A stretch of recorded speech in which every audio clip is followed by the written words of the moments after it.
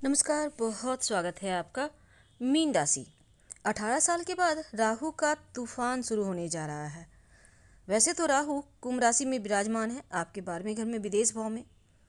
और राहु कुंभ राशि में वैसे मई 2025 से ही चल रहे हैं, लेकिन 23 नवंबर 2025 से लेकर अगस्त 2026 तक राहु अपने ही नक्षत्र शतभिषा नक्षत्र में रहेंगे। तो राहु जब अपने नक्षत्र में आएंगे, वैसे तो अपने मित्र के घर में है, शनिदेव उनके मित्र हैं और मित्र के घर में बैठकर अपना साम्राज्य स्थापित कर चुके हैं, लेकिन जब अपने नक्षत्र में आएंगे तब खुलकर सांसें भी लेंगे और खुलकर कृपा भी बरसाएंगे। तो राहु की दृष्टि प्रभाव क्या होगा? राहु जब आपके विदेश भाव में बैठेंगे और अपने नक्षत्र में आएंगे तब आपकी लाइफ कितनी बदलेगी, तमाम बातें जारी है। वीडियो के अंत तक बने रहिए और ये प्रेडिक्शन चंद्र राशि पर आधारित है। पसंद आएगा तब लाइक कर सब्सक्राइब कीजिएगा और कमेंट में हर हर महादेव जरूर लिखिएगा। तो चलिए शुरुआत करते हैं। मीन राशि, वो कौन सी चीज़ें, कौन सी बातें जो सच होंगी। तो राहु कलयुग का राजा है। राहु को छल भ्रम का भी ग्रह कहा गया है।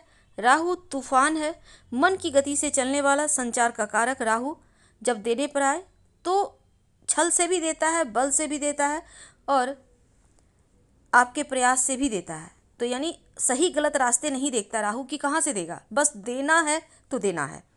अब आप रास्ता ना भटकें, किसी भी तरह का किसी चीज़ में फंसे नहीं, इसके लिए क्या उपाय करेंगे, वीडियो के अंत तक बने रहिए। देखिए, राहु 12वें घर में बैठे हैं। 30 डिग्री से 24 डिग्री तक वो चल रहे थे 2 सितंबर तक। 2 सितंबर को वो 23 डिग्री पे आ चुके हैं, यानी एकदम से एक्टिव हो चुके हैं जागृत अवस्था में। सोई हुई अवस्था से बाहर निकल चुके हैं। ये एक्टिव होना मामूली नहीं है, लेकिन जब अपने नक्षत्र में आएंगे तब सही मायने में साम्राज्य स्थापित होगा। राहु एक ऐसा ग्रह है जो हवा के झोंके की तरह होते हैं। राहु हवा का झोंका है। राहु तूफान भी है। जीवन में कब कहाँ कौन सा मोड़ ला दे ये आप समझ नहीं पाते। सारा कुछ राहु का है। राहु किसी के बंधन को नहीं मानता। राहु आज़ाद है। 12वें भाव में बैठेगा। 12वां भाव विदेश का है, खर्चों का है। अब देखिए, आपका सपना है आपका नौकरी व्यापार करना, विदेश में घूमने जाना, या विदेशी धरती से किसी भी तरह का आप काम करते हैं, इंपोर्ट एक्सपोर्ट का काम करते हैं, तो ये समय गोल्डन पीरियड की तरह होगा। विदेशी ज़मीन से जुड़ा कोई शुभ समाचार भी मिलेगा। 12वां घर निवेश का भी है। इस समय निवेश भी करवाएगा राहु। लॉटरी, जुआ, सट्टा, शेयर मार्केट से आपको लाभ होगा। आपके फाइनेंशियल जो कंडीशन है वो बेहतर होगा। बैंक बैलेंस बढ़ेगा। राहु के पास 3 दृष्टि है।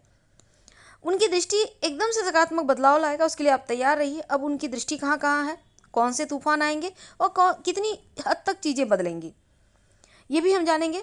देखिए, राहु की दृष्टि की बात करें तो राहु की दृष्टि आपके जीवन को पूरी तरह से बदलने की ताकत रखता है।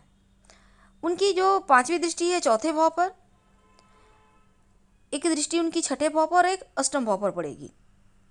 5वीं दृष्टि आपके 4थे भाव पर और 7वीं आपके 6ठे भाव पर, 9वीं आपके अष्टम भाव पर। तो सबसे पहले ये समझते हैं कि इसका असर क्या होगा। 4थे भाव पर राहु की दृष्टि। अब 4था भाव क्या है? प्रॉपर्टी का, संपत्ति का, सुख सुविधा का, माँ का। राहु अपनी शक्ति डालता है, परिवर्तन जरूर होता है। तो यहाँ पर स्थान परिवर्तन के योग बनेंगे, अटका हुआ कार्य बनेगा, बाधाएं दूर होंगी।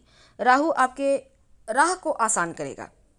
प्रॉपर्टी, जमीन, मकान, दुकान खरीदना चाहते हैं, वाहन लेना चाहते हैं, तो समझ लीजिए ये वक्त ऐसा है कि अब आपके वो सपने पूरे होंगे। 2 सितंबर से तो आपका वक्त बदल ही चुका है, लेकिन राहु की दृष्टि आपके लिए और राहु का अपने नक्षत्र में आना, यह भाग्य परिवर्तन का संकेत है। तो राहु की एक शक्तिशाली दृष्टि, 7वीं दृष्टि आपके 6ठे भाव पर है। 6ठा भाव रोग, चोट, ऋण, कर्जे, शत्रु, नौकरी, मेहनत का है। राहु अपनी नज़र डालेगा तो बदलाव जरूर होगा। अगर आप जॉब करते हैं, फंसे हुए हैं, मेहनत करते हैं, आपको उसका फल नहीं मिल रहा, तो अब रास्ते खुलने वाले हैं। करियर चेंज का संकेत मिलेगा। बदलाव मजबूरी नहीं बल्कि आपको ऐसे मुकाम पर ले जाएगा जो आपके सपने रहे होंगे। आप अपनी ताकत को पहचानेगा। 6ठा भाव नौकरी का है तो जॉब मिलेगा। शत्रु हंता भी कहा गया है राहु की दृष्टि को। तो अब देखिए, राहु बीमारियों से मुक्ति दिलाएगा। कर्ज में फंसे हैं, कर्ज से बाहर निकालेगा।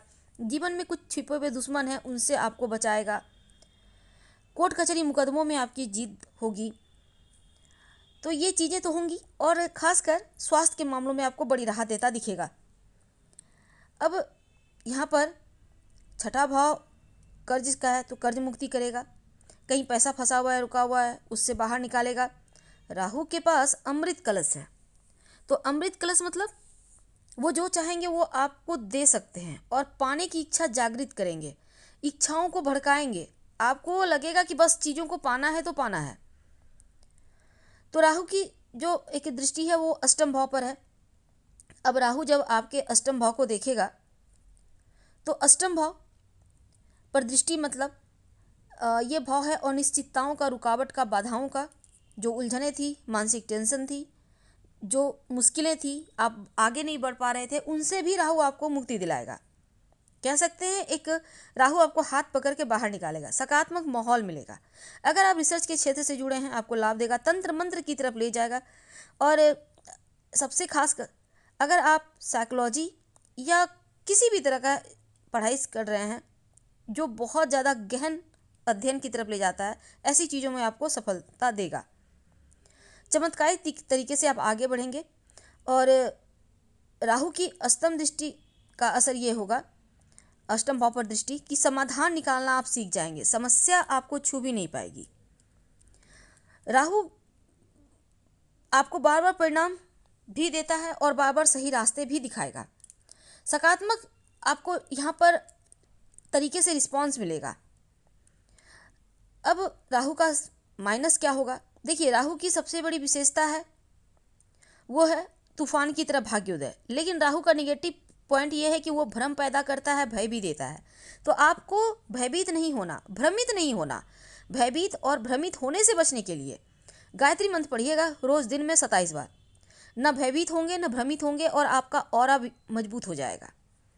राहु जहाँ बैठता है अपनी पूरी ताकत से काम करता है। राहु के प्रभाव से अचानक से अनजाने डर, बेचैनी, कन्फ्यूजन, इमोशनल परेशानी आपको महसूस होने लगती है। तो इनसे बचने के लिए गायत्री मंत्र आपके लिए रामबाण की तरह होगा। दूसरा, भगवान शिव को शिवलिंग पर हर सोमवार को 1 लोटा जल में कुसा घास डालकर अर्पित करना शुरू करें। हर नकारात्मकता दूर होगी, परेशानी दूर होगी। और जितना आप पॉजिटिव रहेंगे, स्थिर रहेंगे, राहु उतना ही आपको लाभ देगा। तो सबसे बड़ा राहु जिसको खुश करने के लिए आपको हमने उपाय बताए, शिव जी के शरण में रहे, ओम रांग राहवे नमः का जप भी कर सकते हैं। और संभव हो तो एक बार गंगा स्नान या पवित्र नदी सरोवर में स्नान कर लीजिएगा। गंगा स्नान से मुश्किलें कम होंगी। या आप नहाने के पानी में घर में ही गंगा जल डालकर स्नान कर लें किसी पवित्र दिन में, जैसे कोई पूर्णिमा तिथि है, एकादशी तिथि है, त्रयोदशी तिथि है, आप गंगा स्नान कर लें। तो इससे भी राहु का दुष्प्रभाव समाप्त होता है, भय भ्रम से मुक्ति मिलती है, राहु शांत होता है और सकारात्मक तरीके से आपको ऊंचाइयों पर ले जाता है। राहु आपको गलत तरीके से धन देगा, इतना तो तय है। हम आपसे विदा लेते हैं। जानकारी अच्छी लगे तब लाइक कर सब्सक्राइब कीजिएगा, अपनों से शेयर कीजिएगा, कमेंट में हर हर महादेव जरूर लिखिएगा। धन्यवाद, फिर मिलेंगे।